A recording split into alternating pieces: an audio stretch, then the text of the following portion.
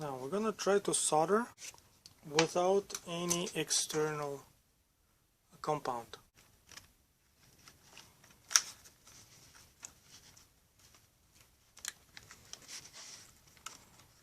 Okay, right now it's holding, you see, I'm holding mechanically.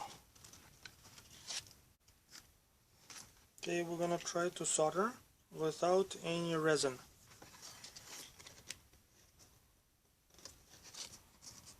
Now I'm holding the tin next to two parts which are already joined, and I'm gonna try to solder.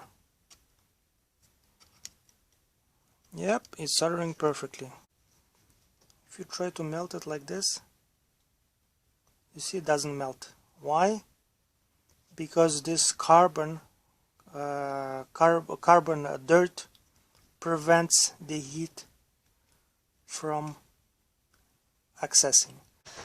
All handymen that work with electronics and soldering, they always use this brass brush.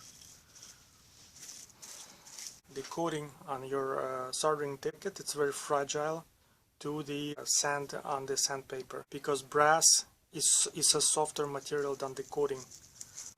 That's how the resin looks like. It looks very similar to amber. It gives you, for a couple seconds, it gives you a very nice coating between the tin and the part.